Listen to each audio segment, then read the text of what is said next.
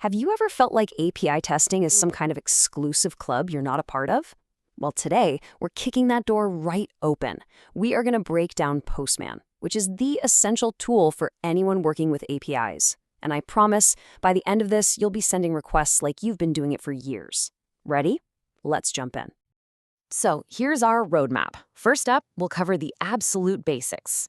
Then we're going to get into working smarter, not harder. After that, we'll dive into the real power of automation. And to wrap it up, we'll peek at some advanced features that'll really take your skills to the next level. Let's get started. All right, part one. We're starting from scratch here, so you don't need to know a thing. I promise, by the end of this little section, you will have sent your very first successful API request. It's way easier than you think. So what even is an API really? The best way to think about it is like you're at a restaurant. You don't just walk into the kitchen and start making your own food, right? Of course not. You have a waiter. You tell the waiter what you want. That's your request. The waiter takes that order to the kitchen, that's the server, and then brings your food back to you. That's the response. The API is that waiter. It's just a messenger that lets two different pieces of software talk to each other. Simple as that. And to play the role of the waiter, we need a tool. That tool is Postman. Honestly, it's like the ultimate Swiss Army knife for anyone dealing with APIs. You can build requests, you can look at the responses, you can even automate your tests, all in one place. If you're a developer or a tester, it's an absolute must-have. Okay, time to actually do something. Let's make our first request. It's super simple. First, you just open up a new request, then you're gonna select Get from the dropdown. That's just how we ask for data. Paste in the URL you see here, and then you just hit that big send button. And that's it. You are officially talking to a server. And boom, there it is, your first successful response. See that status 200 OK? That's the magic signal. It means the server understood you and sent back what you asked for. You'll also see a bunch of data down in the body, usually in a format called JSON. And you'll see how fast it was. You should definitely celebrate this moment. It's your first real step. So, you've sent one request. That's awesome.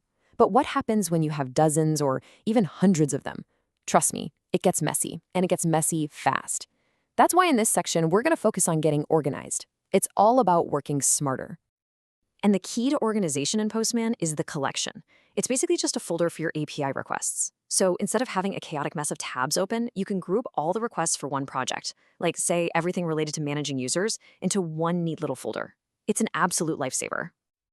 Now, this feature right here will save you so much time. You know how you have a development server, a testing server, a production server, and you have to keep changing the URL in all your requests? It's a total pain. While with environment variables, you just use a placeholder, something like @base URL. Then you just switch your environment from dev to QA with one click, and Postman updates everything for you. It's a complete game changer. You know, every time an API sends a response, it includes a status code. It's like a quick summary of what just happened. The easiest way to think about them is in groups. Anything in the 200s means, hooray, it worked. The 400s mean you, the client, messed something up. And the 500s, well, that means the server's having a bad day. Knowing these is like learning the basic vocabulary of APIs. Sometimes you need to be a little more specific with your requests. That's what parameters are for. A path parameter is part of the URL itself. It points to one specific thing, like user number 123. A query parameter, on the other hand, comes after a question mark, and it filters or sorts a list, like asking for the second page of users. So just remember, path for a specific location, query for filtering. Okay, so we know how to send requests and how to keep them organized. Now for the really fun stuff, automation. This is where we stop doing all the boring, repetitive work and make Postman do it for us. All the magic for this happens right inside the Tests tab. Think of it like a little automation engine that's attached to every single request. In here, you can write little bits of code that run automatically every time you get a response, just to check that everything is working exactly the way it should be. And you do not need to be a coding genius, I promise. Postman has these little pre-written snippets on the side for all the common tests. This one right here is probably the most basic and most useful test you can write. It literally just checks if the status code was 200, meaning it was a success. With one click, you can add this to any request. It's that easy. All right, let's talk about a really powerful technique, chaining requests. I mean, think about it. Most things you do online aren't just one step. You log in, you get a temporary access token, and then you use that token to do everything else. Chaining is how we mimic that. We pass data from one request to the next to build a realistic user workflow. So how's it done? Well, it's a clever two-step process. In your first request, like the login, you go to the Tests tab and you grab the token from the response, and you save it as a variable. Then, in all your other requests, you just use that variable placeholder. Postman will automatically swap in the real token every single time. It feels like magic.